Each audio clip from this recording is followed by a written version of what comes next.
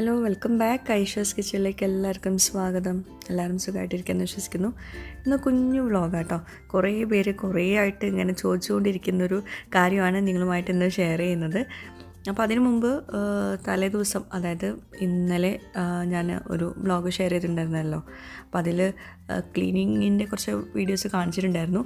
അതിൽ പഴയ കുട്ടികളുടെ ടോയ്സ് എല്ലാം കൂടി എടുത്തിട്ട് വാഷിംഗ് മെഷീനിലിട്ടിട്ടുള്ള കാര്യങ്ങളൊക്കെ കാണിച്ചിട്ടുണ്ടായിരുന്നു. അപ്പോൾ അതൊക്കെ വാഷിംഗ് മെഷീനിൽ 2 തവണകളായിട്ട് ഞാൻ അലക്കിയിട്ടുണ്ട്. അലക്കിയ ശേഷം ഇതുപോലെ ഇങ്ങനെ ഡ്രൈ ആക്കാൻ വെച്ചിട്ടുണ്ട്. കാരണം ഇത് ഇനി പുറത്തിട്ടുണ്ടെങ്കിൽ വീണ്ടും പൊടി പിടിക്കുമെന്ന് വിചാരിച്ചിട്ട് തന്നെ അതുപോലെ ഒരു പായ വിരിച്ചിട്ട് അതിൽ ഡ്രൈ ആക്കാൻ വെച്ചതാണ്. അപ്പോൾ എല്ലാം നന്നായിട്ട് ക്ലീനായി കിട്ടിയിട്ടോ. അപ്പോൾ ഞാൻ ആദ്യമായിട്ടാണ് ഇതുപോലെ ഇങ്ങനെ ടോയ്സൊക്കെ അലക്കുന്നത്. അപ്പോൾ എനിക്ക് എന്താ പറയുക, ഭയങ്കരമായിട്ട് ഇഷ്ടമായി.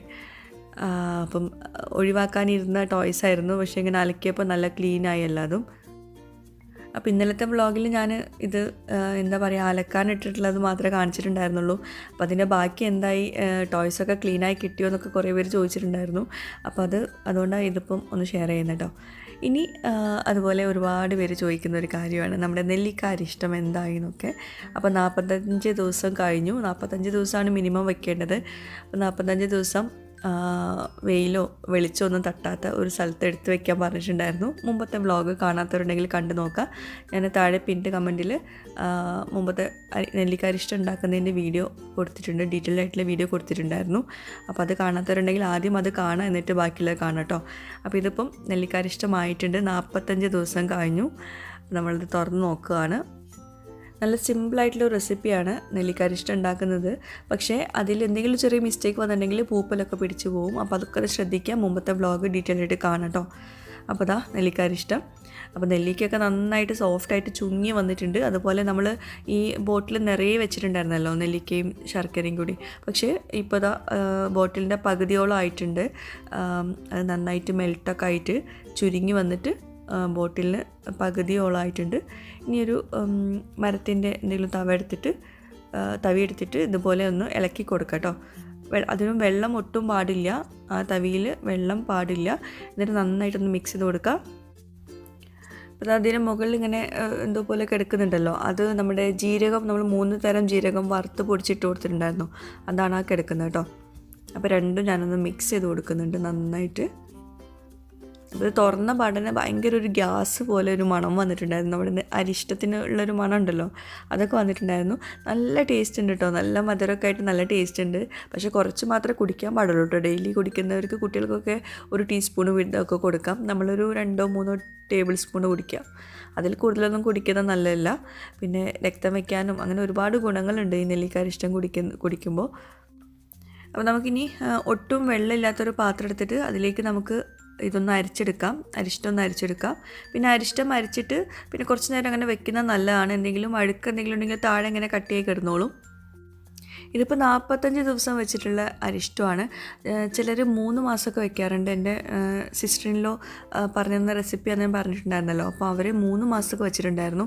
അപ്പോൾ ഭയങ്കര ഗ്യാസും ആയിരിക്കും. പിന്നെ അതുപോലെ ഭയങ്കര തിന്നായിട്ടുണ്ടാവും ഈ അരിഷ്ടം. ഇതിപ്പോൾ കുറച്ച് കട്ടിയുണ്ട്, അപ്പോൾ ഭയങ്കര തിന്നായിട്ടായിരിക്കും ഉണ്ടാവുക. അതും അങ്ങനെ വെക്കാൻ പറ്റുമെങ്കിൽ അങ്ങനെയും വെക്കാം കേട്ടോ. അതിപ്പോൾ 45 ദിവസം മിനിമം നമ്മൾ 45 ദിവസമെങ്കിലും വെക്കണം. അപ്പോൾ അതിൽ നെല്ലിക്ക വേണമെങ്കിൽ കഴിക്കാം, പക്ഷേ ഇനിയിപ്പോൾ നമുക്ക് ഫ്രിഡ്ജിൽ വെച്ചിട്ട് കഴിക്കാൻ പറ്റുള്ളൂ. പുറത്ത് അങ്ങനെ വെക്കുമ്പോൾ ചിലപ്പോൾ പൂപ്പൽ പിടിച്ചു പോവും. അപ്പോൾ രണ്ടാമത്തേതും നമുക്കിതുപോലെ അരിച്ചെടുക്കാം. ഈ നെല്ലിക്ക കഴിക്കുമ്പോൾ അത്ര ടേസ്റ്റ് ഒന്നും ഉണ്ടാവില്ല കേട്ടോ, നല്ല കയ്പ്പുണ്ടാവും. എന്നാലും കഴിക്കുന്നത് നല്ലതാണ്, കഴിക്കാൻ പറ്റുമെങ്കിൽ നല്ലതായിരിക്കും.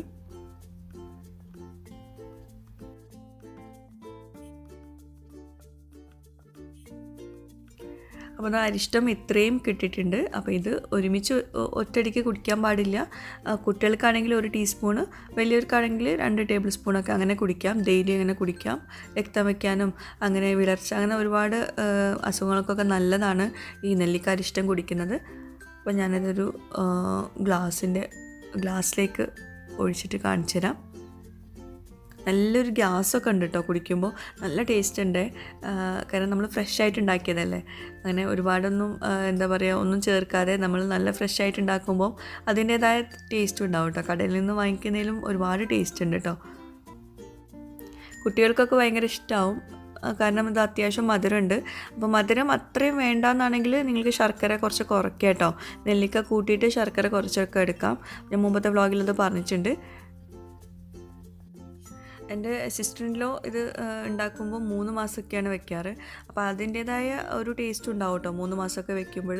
നമുക്ക് പിന്നെ അതൊന്നും അത്രയും എടുത്ത് വെക്കാനുള്ളൊരു ഇത് ഉണ്ടാവില്ല. അപ്പോൾ അതുകൊണ്ട് 45 ദിവസം മിനിമം വെക്കുക.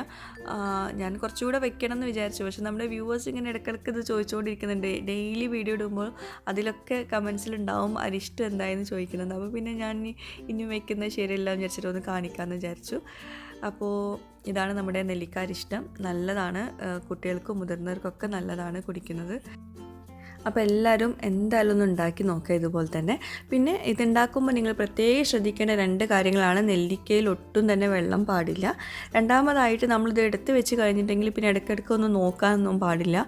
വെളിച്ചം തട്ടാത്തയിടത്ത് നന്നായിട്ട് അടച്ച് വെക്കുക. പിന്നെ ആ ഡോർ തുറക്കാനേ പാടില്ല. അത് രണ്ടും നന്നായിട്ട് ശ്രദ്ധിക്കുക. അത് രണ്ടും ശ്രദ്ധിച്ചിട്ടില്ലെങ്കിൽ പൂപ്പൽ പിടിച്ചു പോവും. അത് പ്രത്യേകം ശ്രദ്ധിക്കേണ്ട കാര്യം കേട്ടോ. അപ്പം നമുക്ക് ക്ഷമ ഉണ്ടാവില്ല. ഇടയ്ക്കിടയ്ക്ക് നോക്കാനൊക്കെ തോന്നും, പക്ഷേ നോക്കരുത്. അപ്പോൾ ഈ നെല്ലിക്ക വേണമെങ്കിൽ കഴിക്കാം. അതൊരു ചെറിയൊരു കയ്പ്പ് രസമൊക്കെ ഉണ്ടാകും. വേണമെങ്കിൽ കഴിക്കാം.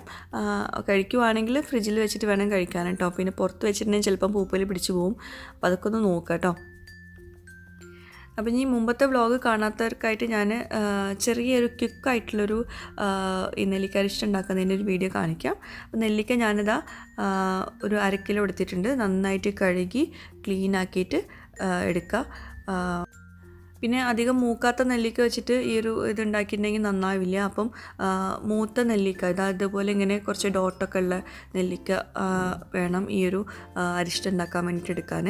എന്നിട്ട് നെല്ലിക്ക നന്നായിട്ട് കഴുകിയ ശേഷം ഇതുപോലെ നന്നായിട്ട് തുടച്ചെടുക്കുക. നെല്ലിക്കയിൽ ഒട്ടും തന്നെ വെള്ളം പാടില്ല. വെള്ളം ഉണ്ടെങ്കിൽ പൂപ്പൽ പിടിച്ചു പോവും നമ്മുടെ അരിഷ്ടം. അപ്പോൾ ഞാനിപ്പോൾ 2-3 തവണ നെല്ലിക്ക നന്നായിട്ട് തുടച്ചെടുത്തിട്ടുണ്ട്. എന്നിട്ട് ഒരു പ്ലേറ്റിലേക്ക് വീണ്ടും മാറ്റിയിട്ടുണ്ട്. ഇത് ചെറുതായിട്ടൊന്ന് വെയിൽ കൊള്ളിക്കുവാണ്. ഒരുപാട് നേരം ഒന്നും വെക്കേണ്ട, ഒരു 10 മിനിറ്റ്. അതിനകത്ത് നമുക്ക് ബാക്കിയുള്ള തയ്യാറെടുപ്പൊക്കെ എടുക്കാം. നെല്ലിക്കയും ഒന്ന് വെയിൽ കൊള്ളിക്കുന്നുണ്ട്, വെള്ളം ഡ്രൈ ആവാൻ വേണ്ടിയിട്ട്. അതുപോലെ നമ്മൾ ഇട്ട് വയ്ക്കുന്ന ജാറും ഒന്ന് വെള്ളം ഒന്ന് ഡ്രൈ ആവാൻ വേണ്ടിയിട്ട് വെച്ചിട്ടുണ്ട്. പിന്നെ ഇതിലേക്ക് നമുക്ക് ശർക്കര വേണം. ശർക്കര നമ്മളുടെ ആവശ്യത്തിന് അനുസരിച്ച് എടുക്കാം. ഞാനിപ്പം ഒരു 1/4 കിലോ, 1/2 കിലോ നെല്ലിക്കയിലേക്ക് 1/4 കിലോ ശർക്കര ഇതുപോലെ ഒന്ന് ചെരുവിയിട്ട് എടുത്തിട്ടുണ്ട്. പിന്നെ ഇതിലേക്ക് 3 തരം ജീരകം വേണം. അത് ഒന്ന് ചെറുതായിട്ടൊന്ന് റോസ്റ്റ് ചെയ്ത ശേഷം ഒന്ന് പൊടിച്ചെടുക്കണം. അപ്പോൾ ചൂടാറിയിട്ടൊന്ന് പൊടിച്ചെടുക്കുക. ചെറുതായിട്ടൊന്ന് പൊടിച്ചെടുത്താൽ മതി. ഇനി നമ്മൾ നേരത്തെ പുറത്ത് വെച്ചിട്ടുള്ള നെല്ലിക്ക എടുത്തിട്ട് നമുക്ക് അത് ഒന്ന് സെറ്റ് ചെയ്യാൻ വേണ്ടിയിട്ട് വയ്ക്കാം. സിമ്പിളായിട്ടുള്ള റെസിപ്പിയാണ്, അധികമൊന്നും പണികളൊന്നുമില്ല. അപ്പോൾ വീണ്ടും ഒന്നുകൂടെ ഒന്ന് തുടച്ചെടുത്തിട്ടുണ്ട്. ഇനിയിപ്പോൾ വെള്ളം എങ്ങാനും ഉണ്ടെങ്കിൽ ആകെ പണിയാവും. അതുപോലെ ജാറും നന്നായിട്ട് തുടച്ചെടുക്കുക. ഇനി ഓരോ ലെയറായിട്ട് വെച്ച് കൊടുക്കുക. നെല്ലിക്ക ഒരു ലെയർ, പിന്നെ അതിൻ്റെ മുകളിൽ കുറച്ച് ശർക്കര, അതിൻ്റെ മുകളിൽ നമ്മൾ നേരത്തെ പൊടിച്ച് വെച്ചിട്ടുള്ള ജീരകപ്പൊടി അത് ചേർത്ത് കൊടുക്കുക. ഞാനിപ്പോൾ ഇത് ഡീറ്റെയിൽഡായിട്ട് പറയുന്നില്ല. ഇതിന് ഡീറ്റെയിൽഡായിട്ടുള്ള വീഡിയോ ഞാൻ മുമ്പ് ഷെയർ ചെയ്തുകൊണ്ട് തന്നെ ഇത് ചെറുതായിട്ടൊന്ന് പറയുന്നുള്ളൂ കേട്ടോ. അപ്പോൾ ഓരോ ലെയർ നെല്ലിക്കയും അതുപോലെ ശർക്കരയും ആ ഒരു ജീരകപ്പൊടിയും കൂടി ചേർത്തിട്ട് നമുക്കിത് അടച്ച് വയ്ക്കാം. ഏറ്റവും മുകളിൽ ശർക്കര ഇട്ട് കൊടുക്കണം കേട്ടോ. ശർക്കര കൊണ്ട് ഈ നെല്ലിക്ക നന്നായിട്ട് കവർ ചെയ്തെടുക്കണം. അങ്ങനെ 2 ബോട്ടിലിൽ വെച്ചിട്ടുണ്ട്. ഇനി ഇതുപോലൊരു വെള്ള തുണി കൊണ്ട് നന്നായിട്ടൊന്ന് കെട്ടി വയ്ക്കുക. പിന്നെ ഇത് നമ്മൾ ഈ നെല്ലിക്കരിഷ്ടം ഉണ്ടാക്കേണ്ടത് ഭരണിയിലാണ്. അപ്പോൾ ഭരണി കിട്ടാത്തതുകൊണ്ട് ഞാനിപ്പോൾ ഗ്ലാസിൻ്റെ ബോട്ടിൽ എടുത്ത് കേട്ടോ. ഭരണി ഉണ്ടെങ്കിൽ അതെടുക്കുക. അപ്പോൾ ഇതുപോലെ നല്ല ടൈറ്റായിട്ട് മൂടിയും നന്നായിട്ട് ടൈറ്റായിട്ട് മൂടണം. അതുപോലെ തന്നെ ഇതുപോലെ നല്ല ടൈറ്റായിട്ട് കെട്ടി വയ്ക്കുക. ഇനി ഇത് വെളിച്ചം തട്ടാത്ത സ്ഥലത്ത്, അത് പ്രത്യേകം ശ്രദ്ധിക്കുക. വെളിച്ചം തട്ടാത്ത സ്ഥലത്ത് നന്നായിട്ട് ഇത് എടുത്ത് വയ്ക്കുക. പിന്നെ ഇത് തുറക്കരുത്, ഇടയ്ക്കിടയ്ക്ക് തുറക്കരുത്. ഇനി 45 ദിവസം കഴിഞ്ഞിട്ട് മാത്രമേ തുറക്കാൻ പാടുള്ളൂ. അപ്പോൾ ഇങ്ങനെയാണ് ഞാൻ നെല്ലിക്കരിഷ്ടം ഉണ്ടാക്കിയത്. അപ്പോൾ ഡീറ്റെയിലായിട്ട് വീഡിയോക്ക് മുമ്പത്തെ വീഡിയോ കണ്ടു നോക്കാം കേട്ടോ.